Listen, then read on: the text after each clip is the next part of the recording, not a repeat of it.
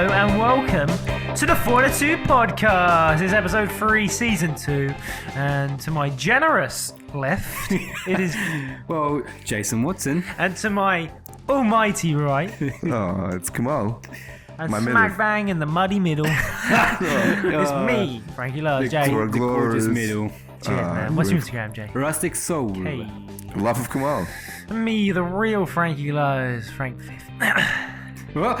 Frank the Fifth! Frankie, what is Frank the Fifth? Tell us. We're calling you out now. We're calling you out. I've got a thing going on, people, called Frank the Fifth. But you know, that's he won't tell us what it is. He's been dropping bombs. Like he done some cool little animations. You see the one with the creature in the background? Yeah, that's amazing. Really impressive. The green screen. The picture of Frank the Fifth that you showed us. You added more beard to yourself, didn't you? I did. Cheers for noticing. I was gonna go for Jesus. Like a Jesus look. But then when I put the hair on, it didn't look that good, so I just took that off. I thought I'll go with a beard. But that's all I'm going to give you until the first few bits of content are made. Is it a film or is it like series? Can he help you? Is it? There's a reason it's called Frank the Fifth. Is it like the fifth? Is this? How many times have you like started something new? Is it basically you started something new a few times and never finished it? Is this the start of something like Frank the Fifth? Your fifth attempt at something, and you're going to stick to it? This is the fifth attempt of something. Very well done, Jay. That was pretty fucking Sherlock, man. You told him. I didn't say shit. He hasn't actually told me. That's incredible. That's amazing. Yeah, that's really good. Bit annoyed. Bit annoyed. I'm gonna have to change the name. Just Frank the Fifth because it's gonna be media related, right? But this time round is different, you know, because I'm self-aware. I'm gonna go into it knowing full well that I'm shit at keeping to something. Yeah. And just gonna let that be known. Okay. You might get something, you might not. I'm useless. Who knows? But Instagram. You got to do something because you got our Lord and Savior over here is a superstar, becoming like a national success. So we can't give details. Yeah, I realised you two are doing your own thing, and I was like, well, I want to do my own thing as well. Well, that's what the PR is all about. Oh, are you coming, by the way, Monday? Oh yeah, we're going to up to you. Where are we going? We just spoke about it. I forgot where we're going. We didn't actually do. Are we going to Starbucks or are we going to? No, we're going somewhere midway for Frankie. Is it Alfred Park? Is that midway? But Kate instantly forgot that you were even part of the conversation. It was Are you coming, Frankie? I was here. Less than a minute ago. Right, before we go on to all that, today we are speaking about not only our weekly recap, not only the K-list, which has got some stunners, I have to admit. Got some gorgeous little babies in that bad boy. In there. Some probably some friendship ending shit. There's one at the end that you weren't. There's one that you do not know about, Jay, that actually happened whilst you took Kyle in the car. No. So this is a surprise. You're going to be. I told Frankie, I was like, I want to tell this with Jane and he's like, nah, man, tell me now, man. I wanted it to be known on podcast, because I think like it'd be a very natural experience. Wow. It would be a You're natural experience. You're not going to like it. I'm not going to like it. It will be mean. I'll get the screenshot. Is it mean at me? No. Okay. It's just annoying. I've done nothing to do this. It's like Boomy. All over again. Oh, God. Anyway. Let me write that down on my list quickly. Anyway, so we're going to do that. We're also taking out the headlines, by the way, because stupid. I didn't like that part of the segment. So I've actually had an idea that we're going to do like a news thing, like a video based, and go through like headlines and fads and things going on in the week, and do a video version, sort of like a podcast, but more visual. So hopefully we'll do that in the next few weeks.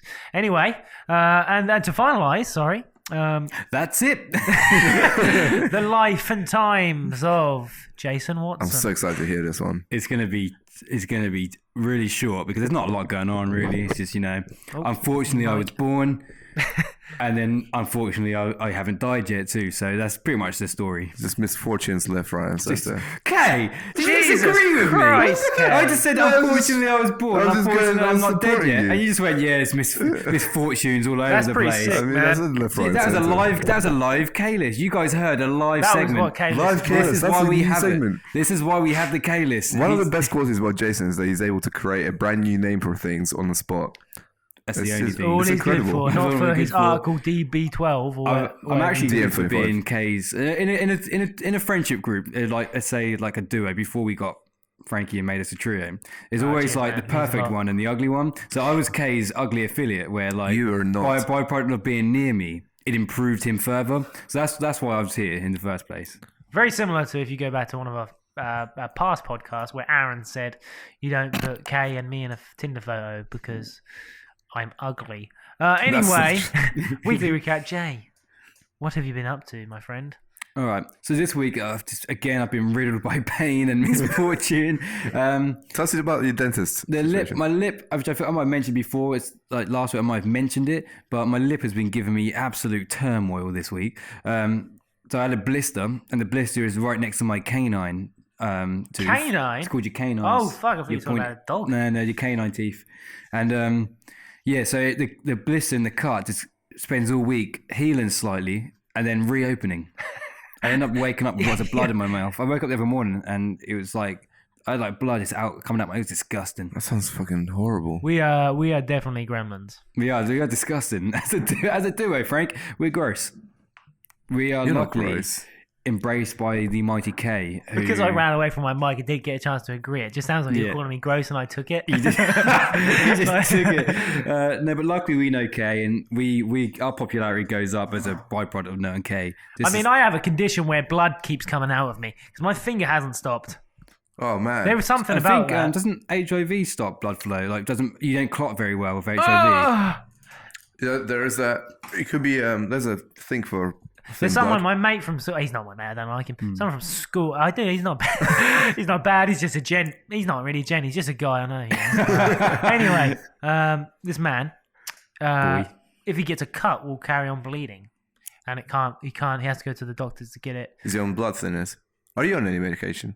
I'm not sickly. I'm not dying. Frank, are you taking anything yet? Ivan's got that. I'm not a 59-year-old man or whatever he is. He's 64. Whatever he is. Carefully, listen to this now. Yeah, that's true. Oh yeah. Well, if he's under 50, if he's over 59, you're welcome for that compliment. There we go. Yeah. If you're not, then sorry. Yeah. So that's been that week. This week's been a hard one for the old mouth. In terms of business and lifestyle and fun. We're just trudging along, aren't we, guys? We just step by step. The fun's very forced. Yeah. I've been spending a lot of time learning policies now. Policies from the Ipswich Core Strategies. The Ipswich Core Strategies. That's been fun. So that sounds awful. Yeah, we're just learning how so that we don't upset the Ipswich MPs and council stuff when we try and do things. The more you know, the better.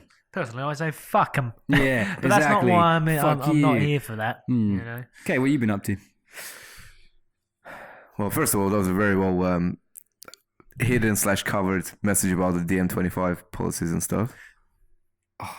That's a typical K thing to do. What's going on? So I mentioned the policies there, and I've been learning about them, but I didn't quite dive into details there. So to strengthen K's power over me, that's a very good supplement on the DM25 policy. I was saying that it doesn't. 0.45 section. What you said to tell everyone. Not at all. Oh. No what you said. No what one you really said wants there. to hear about that. No, what I was going to say is you've said what we're up to without actually saying what we're up to really well. Last time I almost gave everything away and got us in trouble, didn't I? Not really, but this was. You didn't get us in trouble. Maybe we had a meeting upstairs where we did have a meeting trouble. upstairs. That was you know full well I'm cutting this out. Yeah. You don't have to. I mean, we've got nothing to hide. I'm definitely cutting it out. Drugs. So this D12, what is it? 25. Does that? Will they know? What's going on? They won't know. Will they know? They won't know. I'm going to cut it out. Anyway, okay, sorry. What have you been up to this week? Sorry for that cut. Okay, what have you been up to this week? Okay, so... Kay's out there. We're trying to make the whole place fall down, trying to make me cut every single section. Burn all the bridges for everyone else. So. I have to remind myself in 11 minutes in that some shit goes down. All right. What have you been doing, Kay, my gorgeous friend? So there's We've been organising my week really well. Been very productive. Nice. So that's good. I like it. Getting a nice routine of things, which is good. I've realised I'm behind on one of my goals, which is 50 books a year. And it's... fucking January. What do you mean behind? Well, I mean, it goes for like... It's one every week minus 2. Cool, that's a lot of reading. One book a week isn't. Do you mean listening? I'm going to listen and read. Like I've got a few paper ones as well. So yeah, got to digest them, write some notes on them, and for the sake of accountability, I'll put them up on Instagram as well. So every time I finish a book, I'll put some notes on it in the caption that nobody can read and nobody else is going to care about. That's How good many though. times have you seen Kay do an Instagram story where you've tried to pause it on what he's up to? In the background. Like when he does his admin time and then like quickly scans over the laptop. I always try and pause it. Yeah, frankly, that is obsessive. I did the No, same. I like to see what Kay's up to. So you've never done that, Jay. Like if you see like a cool poster, I saw something in the background like a cool poster for Karen. I was like, well, I need to see what that is. I normally just try to see if he's like onto some sort of secret meeting with him. I look for people as opposed to content. Nice. Anyone gonna ask me what I've been up to? What have you been up to, Frank? Not What a have you been lot. up to this week? Not a lot. What have you been up to, Kay? It's background to Sorry, Jay. What are I- you up to this I- week? You know what's Frankie done there? What's I that? cut you up. Frankie's trying to deter us from asking more questions about his secret thing he's doing. You asked him what he's been up to. We know he's been up to something because he's been Tell us about your sneaking his plans. bits. Tell us about your snaky plans. I just realised you two are smashing stuff. So I mean, What are your plans with it? Well, my plans. My plans are nothing. Oh, that's you a are very a suspicious saucy smile. minx. No, I'm not disclosing anything because I don't know if I'm capable of making such things. But I've got ideas. What about for the sake of accountability? Oh, wait. So you're testing out what you can make and. Oh, I'm testing out if I'm good enough first. Okay, And then if I'm good enough, I'll What about Bust in them out. 1 year's time? Where would you want Frankie V to be? all 20 goes well. million 20 million. followers I like it. on all platforms. Yeah, I set myself so low. I think this is why, because you don't want to release anything yet until you definitely know you can and it's perfect. Like, I release mine regardless of how it looks, and I mean I prepared myself for 10 views No, and got 87. But the issue Oh. is at every Nice. single time I've ever made a video, I've not released it unless I've been happy with it at that moment in time. Bear in mind, my Wolf Approach videos back in the day, 5 years ago, I was happy to release those there and then, realizing when I look back at it now that was fucking shite garbage, and no one's listening. Well, Jason actually inspired me to do more review videos, like he has done on his IGTV video. Do more what? Review stuff. So, you like it's got black. Not only are you copying Mother Russia, you're now copying Jay. Mother Russia. Kay Russian. keeps showing me these Russian videos of. I don't get what's happening. They're all speaking Russian. They're obviously. funny. They're funny. It's about the note ripping. Oh, okay, yeah. That one, No, yeah. that's the one. I like that one. Yeah. Frankie hates but do you know- everything Speaking that's of like review stuff, so I obviously the review I released it today, and earlier on Mark was like Mark Kingpen was like, how's your IGTV going? I was like, yeah, good. I've done a review video today, and he went, oh, what like Kamal did with his review video, and I was Kay like, beat you to it though, bro. I was like, yeah. I mean, it's not like why am I being the comparison? People have done review videos before. But what I mean is like, why instead of being like, oh, cool, it's like, oh, like that thing we've already seen Kamal do. Curious As question: in, like you already he does doing that shit on purpose. Has anyone out of us, or have you ever seen someone else out of the trio do something that has deterred you from doing anything similar? Like you had an idea, then they've done it, and you've been like, oh shit, that's close to what I was gonna do, or something, and then you've not done it, or do you get inspired and then you do it? I don't know. Well, like, for example, there's certain things like I'll never try and call myself king or lord because, like, no. I mean, it's a serious thing, like, because that's already Kay's almost created the personal brand of being that. He's So, like McGregor in the champ. And it's like same with business. So I'm not going to try and portray myself as being this hotshot business person because you've already got someone in the group who's like that. And Kay comes across quite naturally. He's doing that really well anyway. So like it's the same way. I don't expect to see Kay like start growing his hair out long. And Ooh, is And, that true? Because I saw Kay wants to grow his hair out. I mean, like, he's not going to get the same level of hair growth as I am. Why? I just can't imagine Kay would do it. I wouldn't do it. But I can Jason- Imagine Kay sitting there now with your length hair. That I'm was like, so weird. can you see his time? Jason rocks his hair like so well that just goes with the look. Jason does it better than girls do. Like I wouldn't no chance. But then there's a look created over time because like when someone cuts their hair freakishly short, all out of, and then you're like, oh. Yeah. But then like a week later, you're like, that's pretty sick. Is it like that? If you just had long hair, Kay, I'm like, That's true. that's hideous. And then a week later, pretty good. Yeah, if you build it up over time, would it start to look real handsome? Yeah. do fair, Kay would probably rock most things. Do anything. But to answer your question, I don't know. I don't think so. I mean, I think you're quite self-aware. So, like you go with the theme, especially in this last year. You started wearing What to rings. you, Jay, is rustic? What does that mean? rustic. Well, basically, I use the word rustic to describe that I'm a piece of shit. It's a nice way. If not, it'd be you're a piece of shit soul on Instagram, and no one would like that. No, rustic. It's just you've got like okay. It's a hard one to explain. So you've got like the like.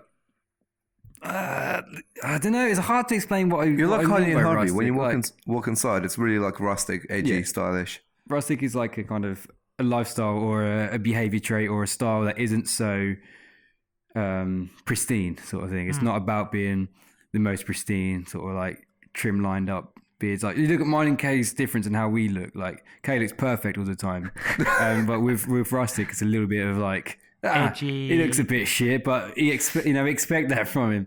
It's that kind of style. Like it's more. If you had 3 words to describe what you shut up, laptop. If you had 3 words to describe what you interpret each person sort of like thing to be, what would it be? Because obviously, me, Jay, you're sort of rugged. I like the word rugged. I like the word rugged. It's like manly, you know. You're more, I'm not saying you're not a man, Kay, but you're like a hairy man. I'm not a fucking gorilla, man.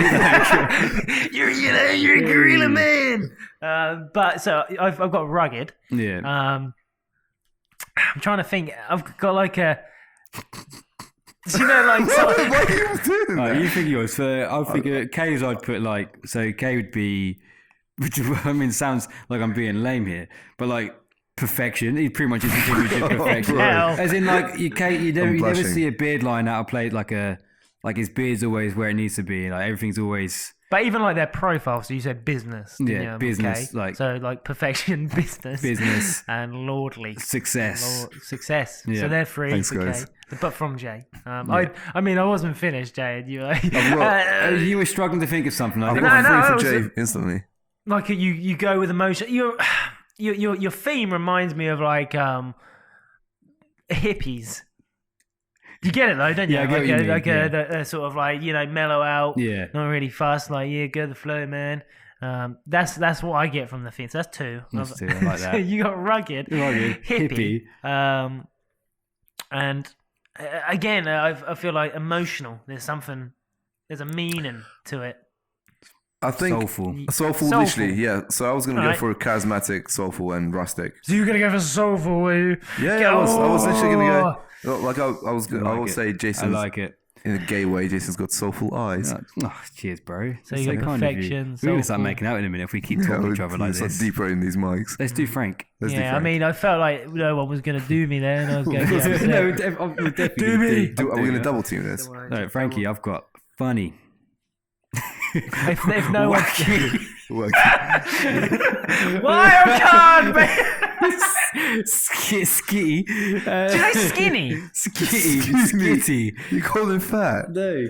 So like Mark, we were laughing the other day because Mark put wild card, and then I looked into it. He means retard, doesn't he? Really? No. That's what wild card means. Like, look at me. That's what wild card means. The thing is, Frank, you've been so many different phases lately. Because sometimes you come across and your Instagram and how you portray yourself as business and fitness and like lifestyle. It's really hard to judge. The next thing you know is funny, like comedian and split. Yeah, I think you've definitely got a split personality disorder. You got bipolar. Do you reckon you do have a split personality disorder? No, I get bored. Right. I just get bored quickly, which is an issue. With the Frankie the Fifth. Frankie, but he's self-aware. You see, Self-aware. He knows he gets bored. I love Frankie the Fifth.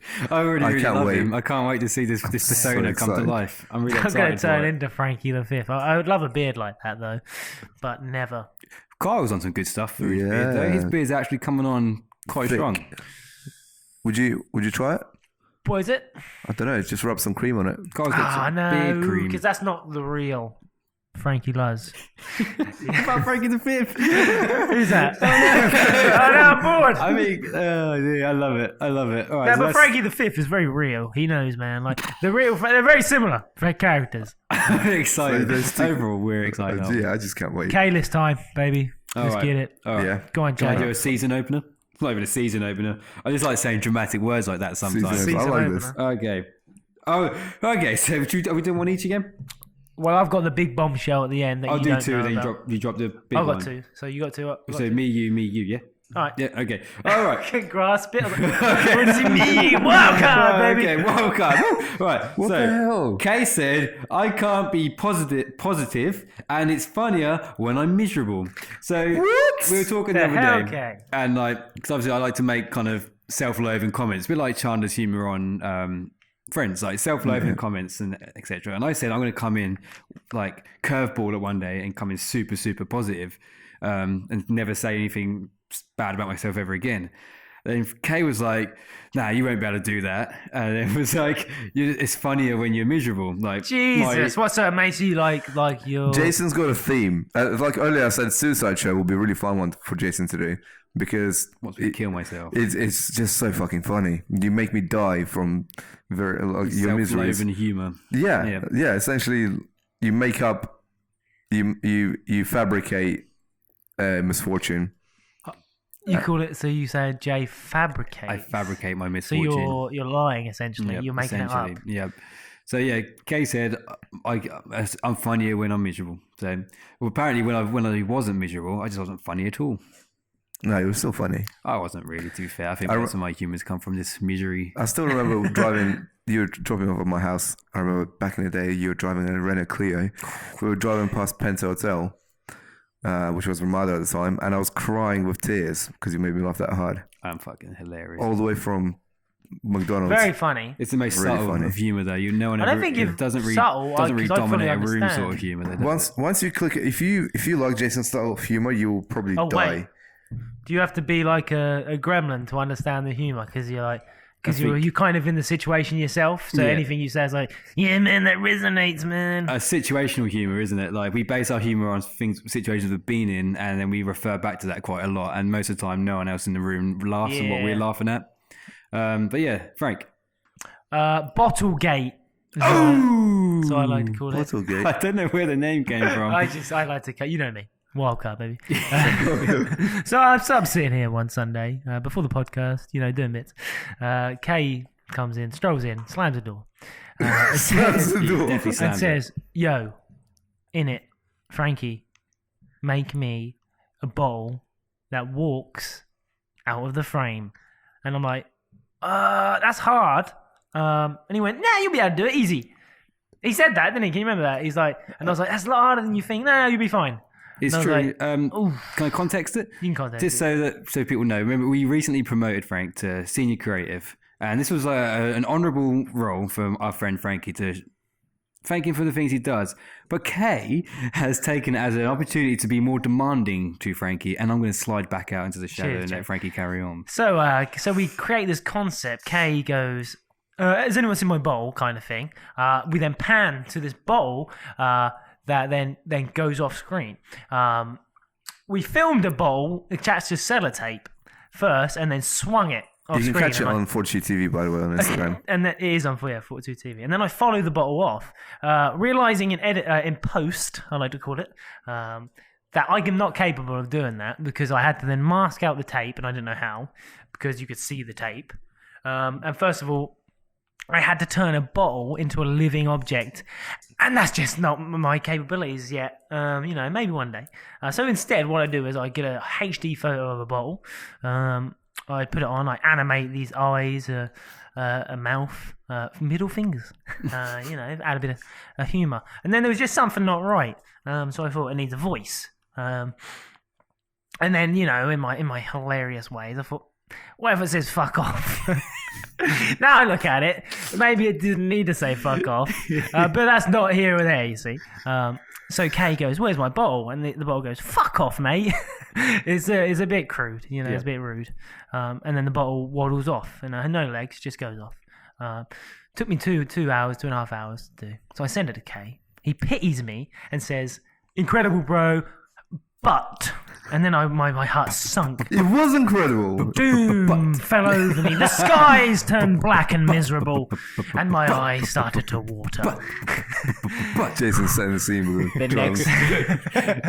The next comment that comes through the woodworks is, but why did it swear though? And then I realised there that Kay no longer respected me as an editor, or liked you as a friend. I gave away all the signs right there and then. So Kay then obviously proceeds to say certain things that why is the bottle swearing, and I thought we said we were going to do it like this, and then I wrote. But I was a bit agitated with them comments on text, but I could get over the texts because I was like, well, all right, I'm not reading into because you can't tell tones by text, can you? But there was no emojis used. Then my miserable ass face sends him a video. Ooh, don't use the story just yet. So literally, he likes to do that. He likes to spiral me out of control. No, keep it going, man. Don't lose face. Where am I? So you two have been texting and come to an end of your talking to like end the situation, but then you got videos sent to you. And then Kay sends me a video, pretty much saying, "Oh, yo, Frank, do you reckon we could add legs to it?" And then I was like, something's going on here. But no, I didn't receive the other videos till a second later. So I started typing a comment. I was like, the leg things are hard because I can't do this. And then I got something. And I don't know why we used just a silly picture of a bottle. And then I was like, I thought we, as we agreed, per brief or something, you were going to do it like this. So Kay briefed me and told me I had to do it like this, and offered me no flexibility in the matter, and ordered me to animate a bottle for 10 years to try and get it off screen somehow. So I do the best with my things, but Kay slammed me for it and said he's not putting it up on Instagram. End of story. Oh, you missed one vital bit. What was that? The bit where he then put the video saying, in future, make sure you tell me first before you finalise a product. Oh, God, I didn't even remember that. You've brought that memory back up. That's what I do. A knife in the heart. A knife in the heart, that. Yep. My beloved friend. 3 times. My beloved friend and master. He said it 3 times. Oh, no. I was going to say... My beloved friend and master and Lord and Saviour. Well, I think it was stamped on me like an ant. There was just a miscommunication problem. There was no miscommunication. I just thought we agreed on the video. That's that comment. I hate it when you say we agreed. This is the thing that me and Jason worked out, right? I can't say anything. So imagine what I'm about to say is coming from Jason's face. Just look at Jason while I'm saying it. All right. It'll be way easier. It's because I've got really bad micro expressions. Go on then. And I look. Oh no, I'm not actually. No, you're not saying it. I was just staring at Jay. I thought you were going to say the thing you were going to say. Oh, okay. Go on. I'm looking at Jay. Okay, so obviously on the Fortitude Ipswich page, we'll put out content that will be there for clients, for members, and different age ranges, and they're paying us money. On the Fortitude TV page, it's the entertainment page. I'll stop looking at Jay. Jason's just rubbing his areas.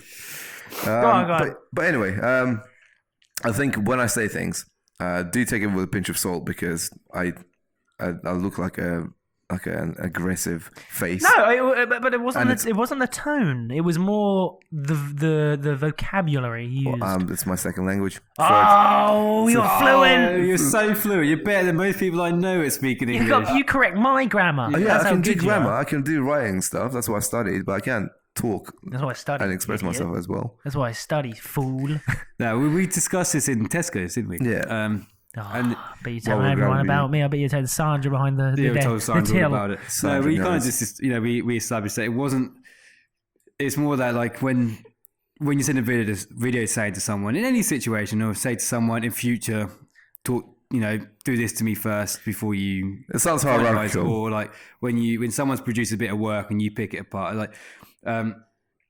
It can sound quite nasty and it can be quite mean, and it's probably best left for a conversation in person, not through video. Because even when you're sending videos, you're like trying to get it out as quick as you can before you send it. It wasn't good, and it's in the heat at the moment. You should have discussed it in person together first before.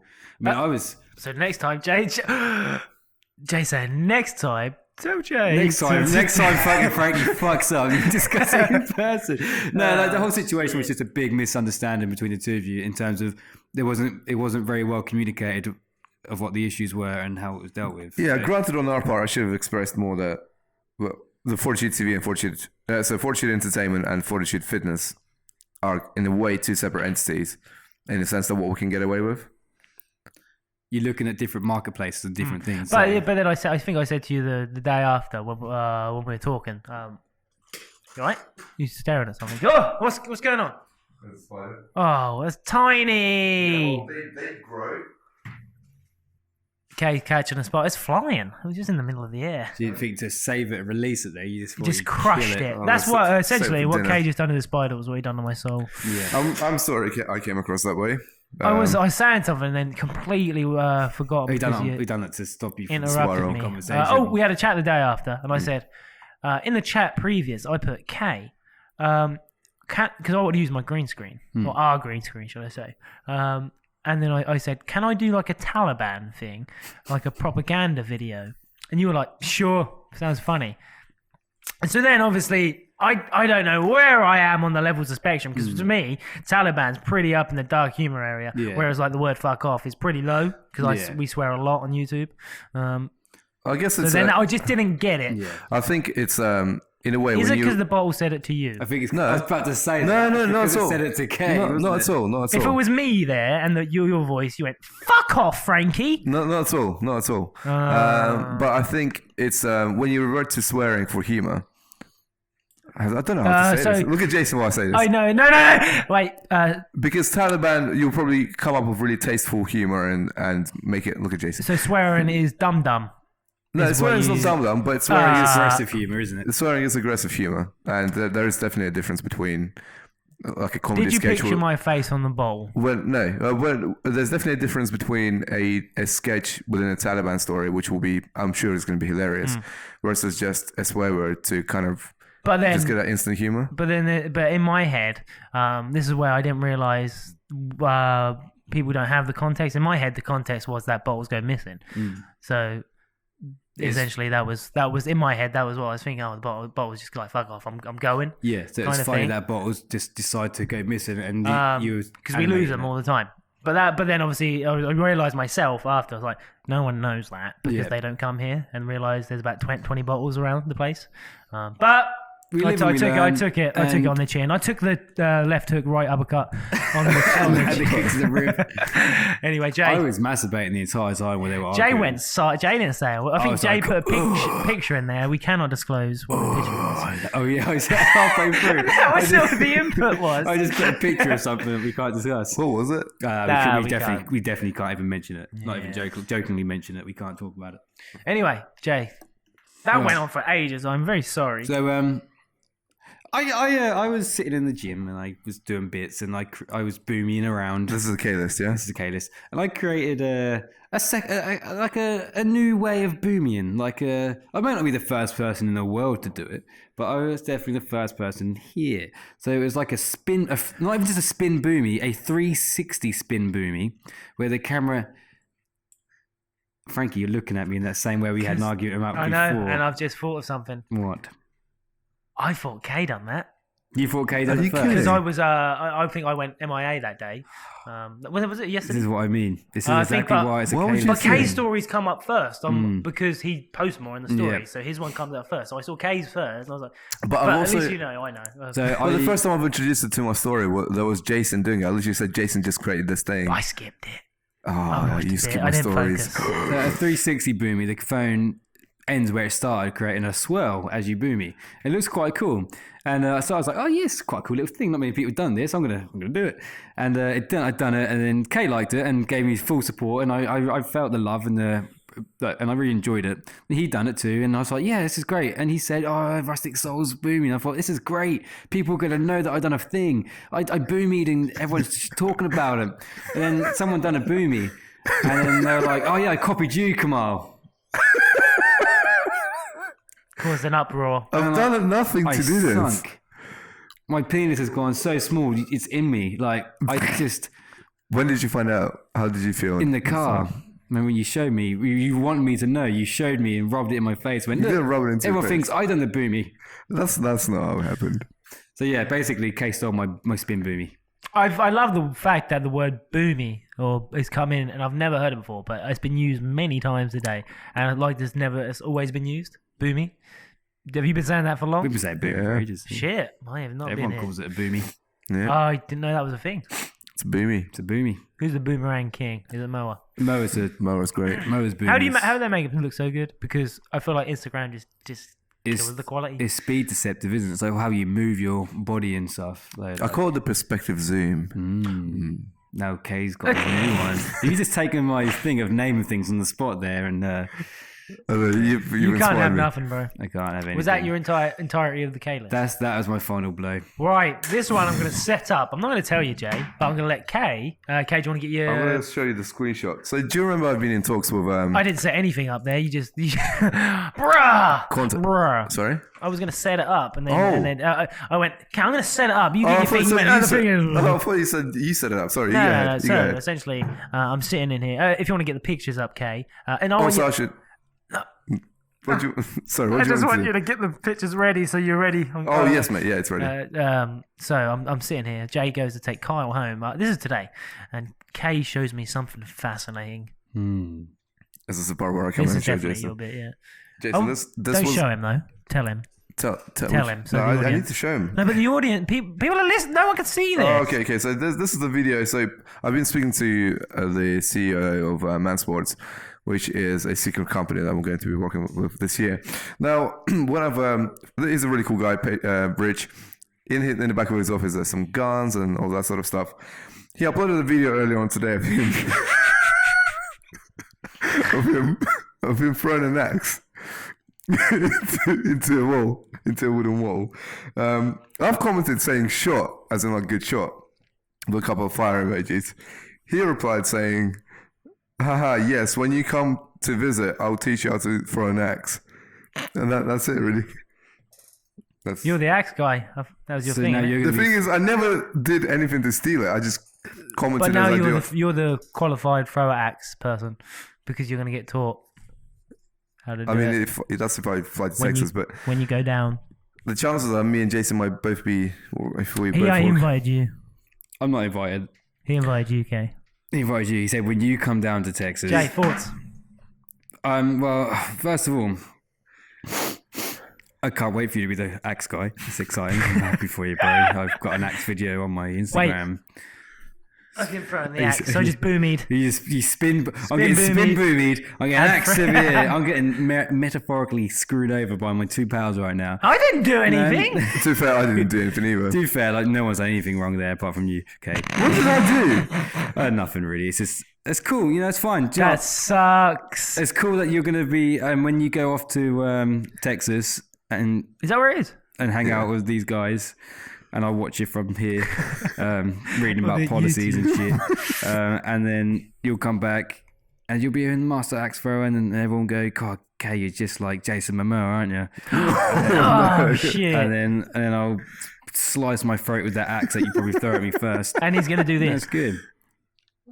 He's just done like a Momoa, Jason Momoa thing. He does a lot of that. Yeah, so he puts his hand like a... Spider-Man hand. Spider-Man hand and his tongue out. Yeah. That's squint. Okay, he's going to do that. He's going to throw an axe, get it down the middle. And turn around. It's going to land on a picture of me, like in between my eyes. And then he'll turn around and do the Momoa thing at the camera and go, fuck you, Jay. What we've learned today, guys, is that I've done nothing to make this happen. You wanted him to come back. Not at all. I replied to every comment saying the same thing. Short, cool picture or whatever. So on this particular one, he's when we receive messages off you and comments on our stuff, it's genuine. It is genuine. Because didn't you say like something about Jay's wallet that you obviously didn't watch?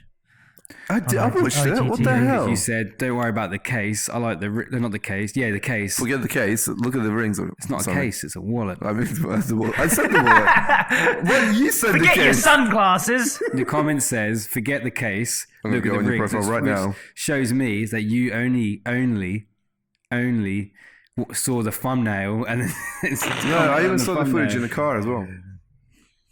What footage in the car? I want you to recite it word for word. Talk about the bit when I was in the car. Yeah, so Jay done an IGTV video. I think we either talked about it earlier. Yeah, it's already a Kay thing now. just gives I like did one say of the those. case. I'm sorry. Kay done one of them bot comments where you obviously know it's like a computer generated thing. Like, good shot. Sign up my link below. That's just I Kay. didn't say that. But, I mean, that's all right. It doesn't matter. To be fair, like, you didn't mean to say case. You watched the whole thing. I appreciate Possibly. that. It wasn't as good as your nude video one. Your nude video one you uploaded was incredible. Thank you. I like your one. I like your GTV video. I really like the fact that they're short as well.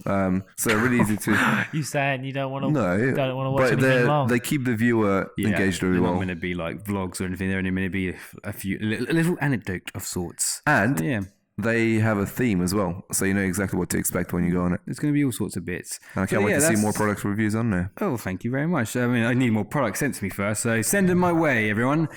Please, I'm begging you, otherwise I'll run dry of content very soon. Well, we're doing a PR hour. Oh yeah, tomorrow. What time are we meeting? Am I invited to that? Frank, you coming? Right, what time? I'm excited for the PR hour. It's going to be good. Anyway, I'm Moving thinking swiftly on. Oh yeah, Jason's story. it is Jay. time. Are we on that already? Yeah, there's no headlines this week. You say already, it's been 43 minutes, and the batteries are dying. So you got 20 minutes top, Jay. So Kay got 2 hour special on his. I got 20 minutes. Oh, to be fair, it's not a lot to talk about really. No. I was born and the world was sad about it. Right, Jay. All right then, the life of Jay. Life and times. Let me start you on day one, when I was born, when I was blessed into this world of sorts. Okay, so this is my story. All about how my life got flipped, turned upside down. Nice. Hey, do you like that? Do you know what that one is? I can't remember the second lyric. Fresh Prince of Bel-Air. Yeah. Who's that? Have you never watched that? No. Okay. Okay. Okay, so the truth of the matter is, when I was a young lad growing up, it was fairly what Frankie? Kay was asleep. He's nodding away. I was looking. Working class background, so mum raising kids, dad out there working, grinding. He was a grafter, so some may say that I got that trait off my dad because I'm a grafter too. Am I right? Hey. Yeah, Jay, you grafting bastard. No, anyway, so yeah, growing up, I was a superstar on the way up as a young lad. Like this is genuine truth. I was acting, dancing, and like bit singing. It was all the things that I was destined to do. So I used to do school plays and all that good stuff. I was a star of the play.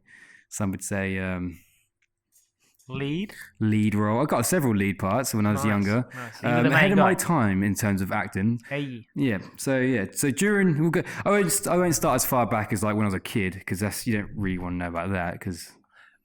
Yeah, we do. Ooh, that was a burn. You want to know as a kid? Okay, well, I guess I could talk to you about why how I am.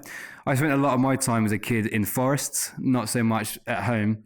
So I was playing in trees, playing outside a lot. So I got very outdoorsy. So maybe that's why I'm so rustic now. Hey, because that's where you come from. often hanging out in the dirt. I mean, I was in the dirt from day one. You to be scrub! fair. So yeah, I'd played outside a lot, and I had quite a large friendship group. So not particularly into business or fitness at this age, just being a little rascal, running around, doing bits.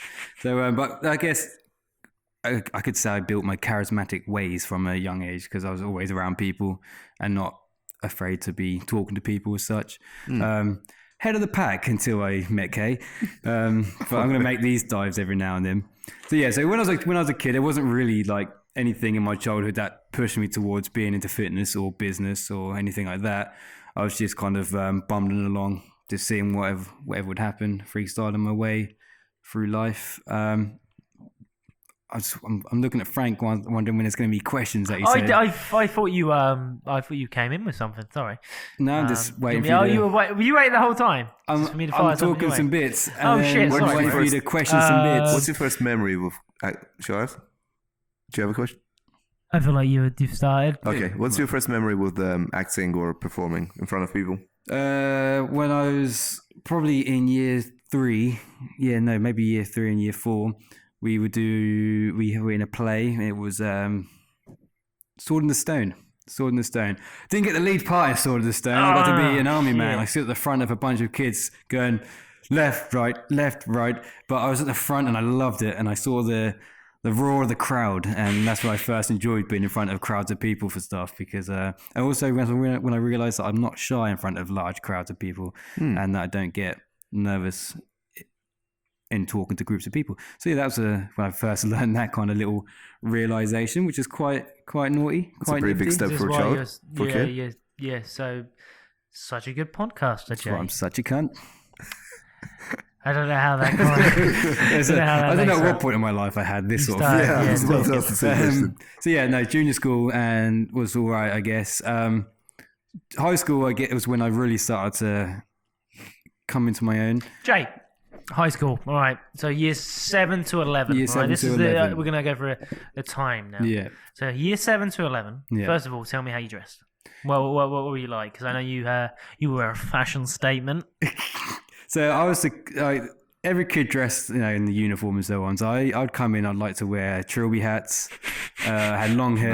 Nice. I'd wear different. I'm wearing a fucking similar sort of hat right now. To be fair though, as a kid, that's bold. Isn't it? Yeah, You get that's ripped cute. for shit like that. Neck scarves, like the triangle ones, with all the frilly bits coming off, like just to try and look different. Were you one of the different. very few people that did it? Yeah, no, I think probably the only kid walking around. Yeah. You see a bunch of kids and you see one little turd with like a blue trilby hat on, That's thinking amazing. it's the bee's knees. But I loved it and people thought it was all right. Francesca thought I was a turd. She found that quite funny as a kid. And you think I was obsessing over her, trying to impress her, and she just wasn't impressed by. Oh yeah, tell us about Francesca. Yeah. How did you How meet? did you meet your fiance? No Francesca since I was a kid. Funny. So since like year 1, I think she probably turned me down then. She probably said no to me in infant school. She said no to me in junior school several times. In fact, one time in junior school, she told me to go away. So cheers, And that love. will haunt you forever. Yep, I was like, I ain't going down that easily, and I didn't. Then I got over her in like year 6, and I dumped her because I'm a lad. Hey. Keep him keen. Nice. And then we didn't really talk in year 7 because we went separate ways. I think that's really dramatic. We went to different halves of the year. So we didn't really talk. she was an ex-wife. Such a difference. At the time, that must have been worlds apart. I Though. didn't see her for one whole year. I think I asked her out in year 7. I saw her on the way home and asked her out to see where I'd go on a whim. She said no. And then How did she say no? Like, just said no. Well, they were on different sides of school. Jay happened to just come across it. Fuck it. You'll go at me? Whatever. Nah, all right. In fact, she told me that she said no because she had a boyfriend recently and he wouldn't let her see her friends, so they split up and she was worried I'd be the same. Was this year 7? Year Year 7. 7 troubles. Year 7 dramas. I was a little bastard Yeah. then. Fucking Yeah. hell. We might might say save about that me. for the next week one then, won't we, Frankie? About We'll my- save that for next my week. life. We should probably save that for next week, shouldn't we? Ain't that right? Carry on, carry on, carry on. Okay, Those are anyway. life of Jay. It's a crazy time for me. They're already bored of it. No, to be fair, funny thing is with Francesca, actually, a lot of my behavior traits, I guess it's crafted to try and impress Francesca for a long time. She was quite mature as a young kid, and she wasn't looking for someone who was like want to go out drinking, be a lad, and be like the rest of the kids. So she changed how I was. If I didn't meet Francesca and try and impress her for so long, I'd probably be a bit more of a chavvy roadman kind of guy, because I had a friendship group who were quite like that, go out and like cause trouble and hang out in the parks and so on. And it was because of wanting to spend time seeing Francesca and impress her that I saw them less and hung out with her more and some of my other friends more. So actually, she kind of stopped me from going down that route because she wasn't interested in someone who was like that. She was chav. So she, I could have been rustic chav or chav soul, or just I probably wouldn't be here. You probably would have Instagram. You probably think that's pathetic and like. I wouldn't be talking to you guys right now if I was to not have met Francesca and her crazy. guiding me down this route, because I probably wouldn't really care to go and do education so much. So I wouldn't have met Kay. So yeah, Francesca, she's the reason I am. The So reason what year did you get with? we didn't actually get get the together yes? until high school finished, because she refused. Fucking hell! All 5 years. She without refused to getting make it a thing until high school was over, because people will ruin it at high school. They ruin a relationship. So every time I made some sort of advance to take our situation further, she always turned it down until year 11, which was, it turns out was a clever move on her part, because as soon as you announce something at high school, then you show who you are. But anyway, Clever girl, though. yeah, she's a clever girl, isn't she? Yeah. But yeah, it's during high school where I was torn between being acting and drama and doing all of that, and being someone who was into sport, because I started playing rugby and realised actually that I can play rugby really well. Got Suffolk champions. Hey. Got that in basketball as well when we were at college. Yeah. So yeah, I started playing rugby. I played on the year for my year and the year above me because I was a hard little nutcase and didn't fear people. I was quite strong for my age, so we had a gym and you were allowed to use it. I was able to stack a lot of the machines that they had at school. One of the only people who could do that in my year. What can I say? So naturally strong. Because I think I have a fairly active background because of my old man, because he's quite active too. He had a karate and fitness. Yeah, my dad used to beat me, so he really didn't. Again, he was a wonderful man, my old man. He's cool, man. So yeah, it was high school I started to get into fitness. I wasn't, again, and didn't even think about business. Like, I didn't come from a family of people who are into business, or I didn't have anyone in my family who were business minded. So it never really occurred to me that I could do business one day. It was always prepare yourself to go get a job. So yeah, no business intentions at this point. It was going to be a PE teacher or it was an actor.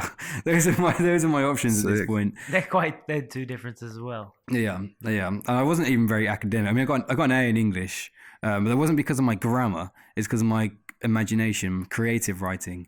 That's just something I quite liked writing. So yeah, I wasn't a huge academic. I wasn't very smart. I wasn't very active. I wasn't very clever. So you're good at sports and I was good at rugby and I was good at acting. What do they call it in extrovert? Yeah. I was a very out there kind of guy. Were you a keen attention seeker? Did you love it? Yeah, I mean, I think you'd say yeah, absolutely for sure. I did like being funny, probably goes into what you're going to say. But there's ever a point where because at the moment you sound very alpha. I'm not saying you're not alpha now, but you sound like the fucking guy. Yeah. You know, the guy everyone wants to be friends with. Did anyone ever threaten this? No one. At any point you were like, I've got to step them down, or did you care? Yeah. No. So the thing is, I've probably overplayed it there. Like, it wasn't that I was like the alpha. It's because I had a lot of friends. I was friends in different groups. So I had friends with the popular group, the laddish football playing kind of group, who were friends of all the older people as well. And then I had friends of, like, I guess you'd say the nerdy group, like, who were a bit more calm, more into the lame stuff. So I had lots of friends in different groups, like friendship groups. So it wasn't like I was set into being only one type of person and push into one section. I could kind of talk to everyone, and I had friends in every single type of group. So like, yeah, there was no one. I wasn't really threatened by anyone, but at the same time, I wasn't really about being alpha. I just didn't really care much for what people thought of me, and was happy to get on with everyone. And I quite liked being funny, and I quite liked being the guy who was on stage doing the acting, and I quite liked being the guy who was stronger than everyone else too. So yeah, I got quite a weird reputation of being perfect balance, fairly funny. Didn't really get into fights because people wouldn't want to have a fight with me, but at the same time, I was friendly enough with everyone to not be that kind of dickhead who everyone's. There's like a couple of them in schools, isn't they? Like they're not too popular, but you know them. Like, you wouldn't fuck with, you'd keep away. Yeah, you just be their friend. Like they're going to be your friend. You probably just be their friend. And I think because I've done acting with the older kids and I play for the older kids team, I had a bit of affiliation with some of the older people too. So that really helps when you're in school. Yeah, it was quite helpful. So I'd walk around knowing sixth formers at the time. So being like a year 9 and year 10 who's got friends in sixth form kind of bodes well for you. It makes you look quite cool. It's like a prison. Yeah, it's knowing the tough people. And then the acting was a great one because you kind of get like a celebrity status when you're doing the acting at school. When you're one of the lead parts, you were the only person that year in your year doing it, because it was only the older kids who'd done it, the sixth formers who'd done the acting. So I was doing it with them. So I was the only one doing it, which means I didn't have to do some lessons. I'd get to come out of lessons and spend the whole day in the sports hall. Ooh, like the gifted and talented. Yeah, so like you got to do that, which made you feel a little bit special, a little bit saucy. You felt quite cool because you were talking to older girls too. Hey. Not like that bothered me because obviously I was obsessed with Francesca still. But yeah, it just made you look fairly cool. Or like a turd. Either or. Maybe I thought all these things, but everyone else thought I was a massive turd. In your fedora hat. Or... Yeah. I mean, I reckon there's probably plenty of people in my year who took the piss out of me when I weren't around, and like that happens everywhere. Everyone takes the piss out of everyone. Yeah, it's what happens. But I just didn't really care much for it. I've got a question about the acting and stuff and being in the center of attention. Because you're in a big family and you've got one sister and two brothers. Yeah. Would you say there was not a fight so much, but more wanting to be, I guess, the more popular one within the family? It's a weird one. I think my parents done quite a good job of how they brought us up. Like there wasn't a lot of hate or jealousy or envy between our family. We got on really well compared to a lot of other people we know. Like we were quite a close knit group. I mean, I shared a room with my brothers for ages, so we had no choice but to be friends. So yeah, no, we got on really well as a family. There wasn't really any desire to be the best, but as like when we were younger, my mum would tell us stories how I was always trying to be funny though, like I used to my big crack as a kid was pulling faces all the time to be funny and make people laugh at my faces. Yeah, like that's exactly. So I guess even then I enjoy making people laugh, enjoy being the funny guy, Frankie. You mate, you're still that now. Just enjoy being a part of it. But yeah, again, coming to the end of high school, I only knew a couple of things. One, I wasn't the sort of guy who wanted to go out drinking and be a lad. I wanted to build my purpose. Francesca was my purpose, so I knew I wanted to do anything to build a life to build a life for her and us. I knew that from a young age, which was quite cool. It saved me a lot of distractions growing up. So I didn't really care much for trying to impress other ladies or try and go out and do this and do that. I knew that I wanted to do what I could to build a life for us. 2, I liked acting. And 3, I liked fitness. So that's leaving high school, that's all it was. So I went to Suffolk 1 and done acting and PE and biology as well because I liked science. Again, I stress this quite a lot. No intentions of doing anything business related, even whilst I was at Suffolk 1. It wasn't something that really crossed my mind of who I was going to be. My plans there at Suffolk 1 were to learn a bit of fitness, do a bit of acting, and see which one kind of dominates. What I prefer doing. I remember you saying that. Yeah, and see which one I do best at. I mean, I'd done best in drama and acting, highest regional grade. You sang as well, didn't you? A little bit.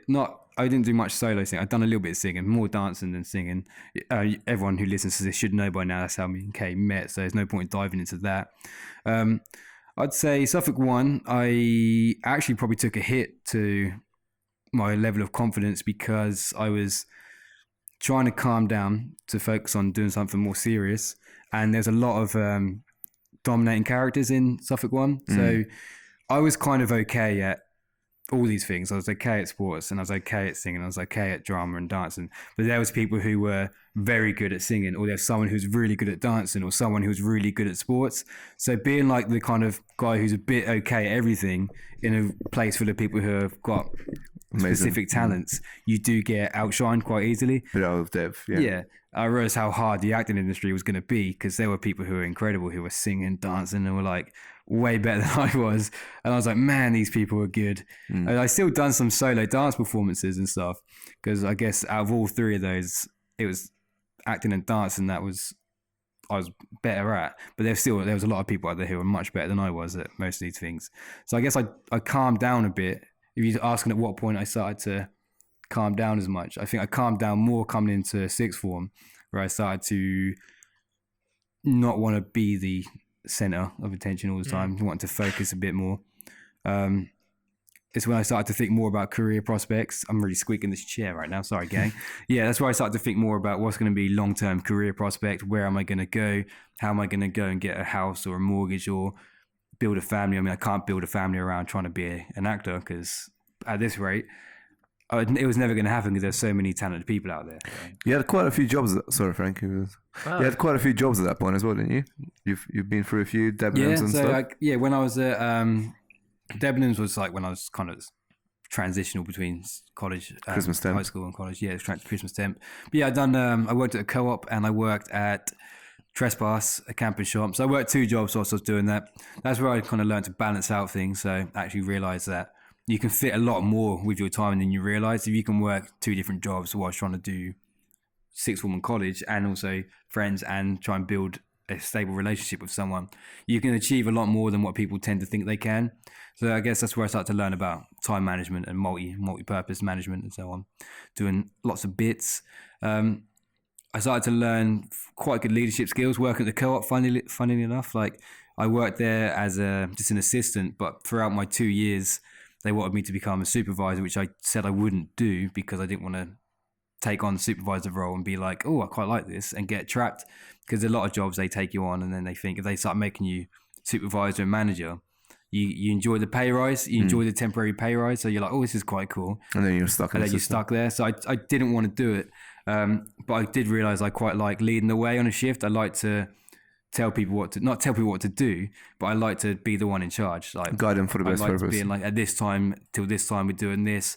I'm gonna go and start sacking the shelves, or you go and date the stuff in the freezer, and then so that's when I realized I'm quite good at management. Management of a team and kind of leading the way, because I was doing that even though there were people who were older than me working there as well. So I was kind of leading them, but also they didn't get salty about it. They didn't feel like I was telling them what to do. They got on with it, and which was quite cool. So that's where I realized I could got natural people skills and management skills, which is cool. Do you have those? Yeah, Trespass was where I learned another important leadership skill from my boss there. I love my boss at Trespass because I respected him, but he wasn't like a hierarchy boss. He treated me like he would anyone else. He would chill out with us. He would mess about with us. Was that Luke? No, that was Luke. Worked with me there, but he wasn't the boss. He got a supervisor there. Supervisor. The manager was a guy called Matt. He was just, I learned a thing or two about how to manage people properly compared to other managers at other places. The Mermaid. Ooh, I can't wait for this story. Mermaid. So yeah, I guess during that time, I was working on my management and leadership skill, realizing that actually I prefer to lead the way than I do be told what to do, unless the person who tells me what to do manages that in quite a nice way. Then we had the whole thing with when we decided to go to college. That was because hearing Kay and Kieran talk about going to college made me think, well, actually, I'm debating whether or not I want to do acting now, because I want something which is going to be, have a career at the end of it. So I was like, okay, Francesca, I'm going to go to college. And she was like, I told you so, you dumb. She went to college in the first place and done something sensible. And so that meant we were a year behind. But we didn't care much for that. It wasn't about being there with the same place as other people. You were building yourself up in the way that suited you the most. College was where I started to establish business more, because we started talking more about business. We started growing. I don't want to go and dive into that because you've already heard it. There's no point in recycling. I'll tell you a story as well. Yeah, well, from my perspective, we'll cross the Tom bit in a moment. From my perspective, college was where I started to think about what we can do with business. It's where I started to think where I can take the fitness industry. I was still torn between diving fully into business with Kay, or going down the route of trying to get into working for a sports team, or go down to uni and do things like that, or whether or not I wanted to just work in a gym and follow that kind of career.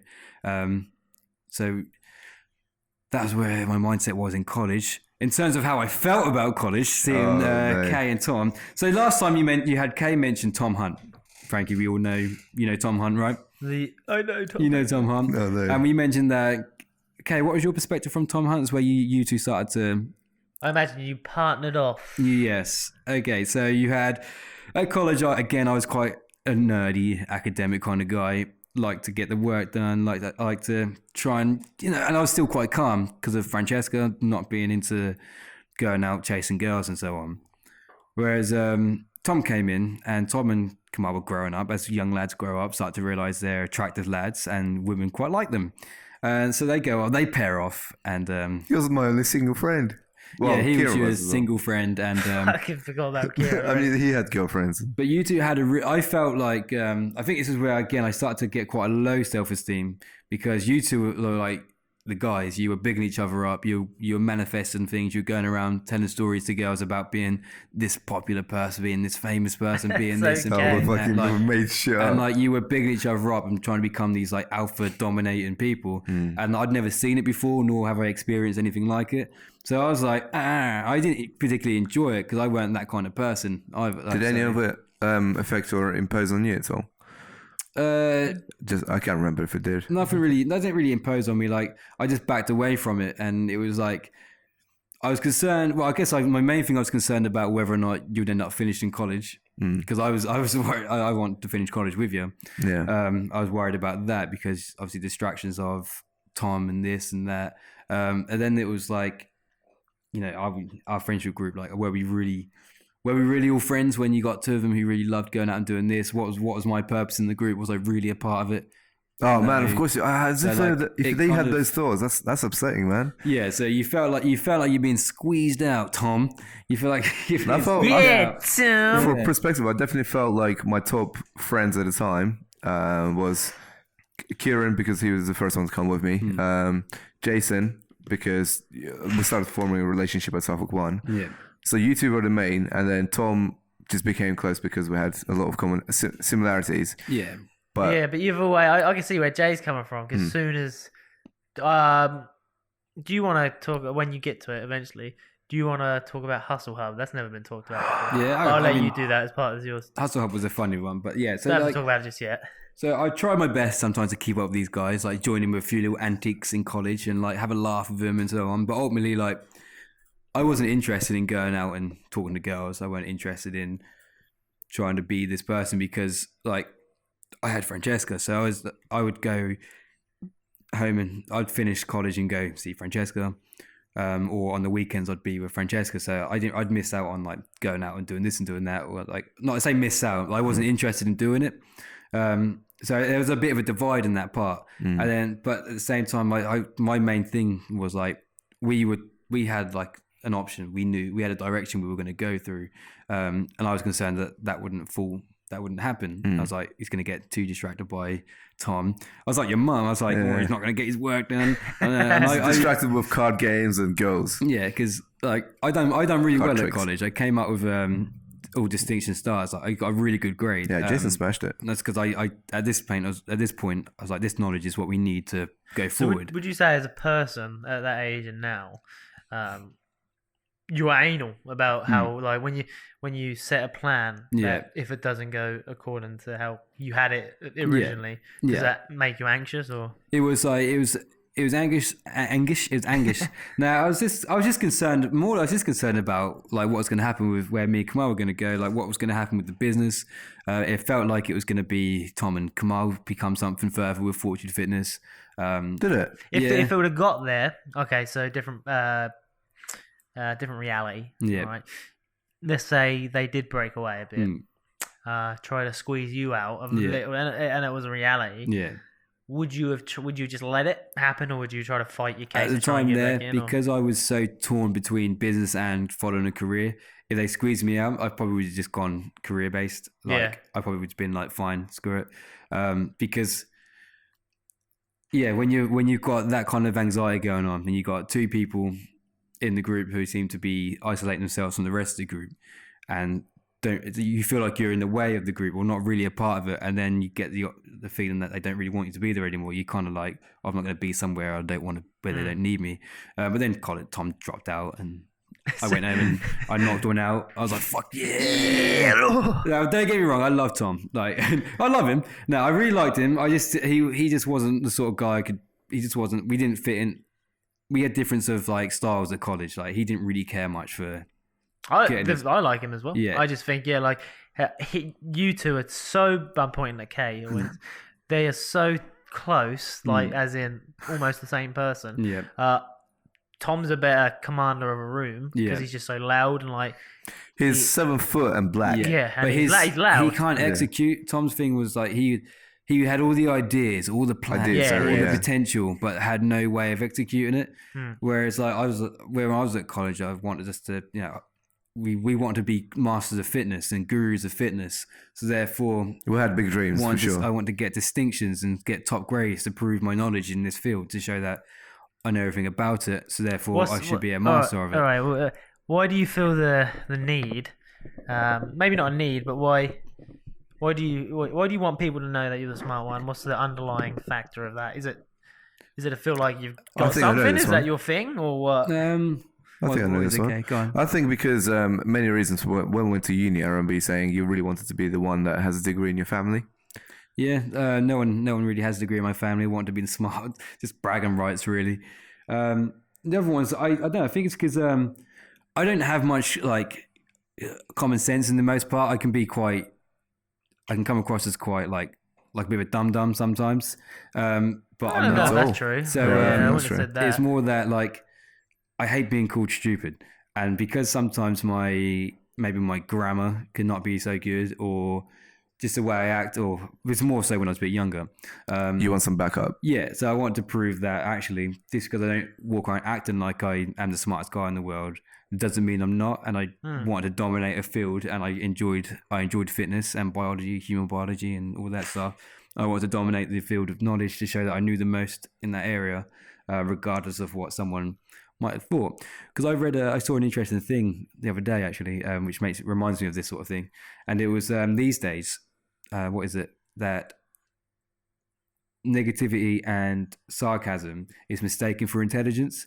You see a lot of people who think that just because someone's uplifting and isn't like a negative, sarcastic person, that person is pretty stupid. How often do you hear someone who has that negative, sarcastic humor? You hear them talk, and some reason you just think they're right.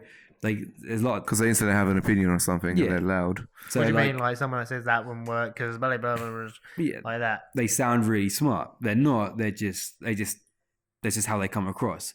So I want to prove that just because I don't come across in a certain way doesn't mean I don't know very much. That, and I really enjoy the fitness scene at the time. Like, I really enjoyed human biology, and I just loved it.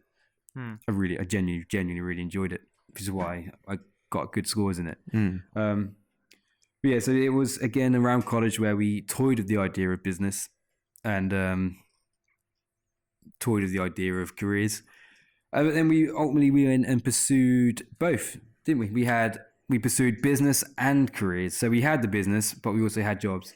I took on some jobs in gyms. I took up some jobs in. Jason was the first one to get the gym experience. Yeah, I worked at Newmarket Leisure Centre as a gym instructor. Oh, you had to drive all that way. Yeah, it was awful. Driving there sucked. Working there was okay, but being a gym instructor sucked. But you've met your first mentor at the time? Yeah, I guess. Yeah, it was my manager there was incredible. He taught me loads. He used to drive me there and back, so he couldn't drive at the time. And he on the way back, because he ran a business for 2 years before he done management. And he just had all the business talk, and I loved it. And he started to get me excited about it. And I was like, yeah, this is cool. Then I went for a job in Ipswich, a gym job in Ipswich, so I was closer to home. And I remember talking to Kay with this one because I had an argument with my boss there because I was wearing shorts and not trousers. Which place was this? Clara's House. Yeah. I was wearing shorts instead of trousers, and she was like, you should have more self-respect. And that's when I realized I don't like being spoken to like shit by my managers. And I was like, no, bitch, you should have more self-respect. So I quit. She was one of a kind, wasn't she? She was a douchebag. Thinking about it, you have a pretty large history of bad management above you. Yeah. It's a weird one because I look back and I think, is it bad management from them, or is it I just don't agree with the way they are? Like, I mean, you have to be a certain type of dick to say you shouldn't wear shorts in a gym. Yeah, that's true. That's pretty bad management, isn't it? And the mermaid one is even worse, but oh yeah, the hierarchy. That's, I think, yeah, just to jump on that, it was the mermaid where I realized I hate hierarchy in the workplace. My manager sat down and said to everyone, I'm not gonna say her name, I'm the boss. Below me is this person. They're the assistant managers. Below them is this person, and then below them are the rest of you. And I was like, you just told a group full of people that they are below everyone else. Like, you've just put yourself above everyone, and that's disgusting. Like, you're not going to motivate a team like that. How are they going to build when you're telling them that you're better than them and they're below you? That's some bullshit. So yeah, I guess I can be quite thankful because they've taught me quite a lot about management and leadership, which is quite important in what me and Kay do, because we manage and lead a team. So yeah, that's cool. I guess that's why we never really have any sort of hierarchy within this business, but it's kind of like silent knowledge. Everyone respects it. Everyone treats everyone who needs to be treated the same way. Yeah, we all know exactly. Where's Frankie gone? Toilet. Just ran away. Yeah. Yeah. So that was it. Welcome back, Frankie.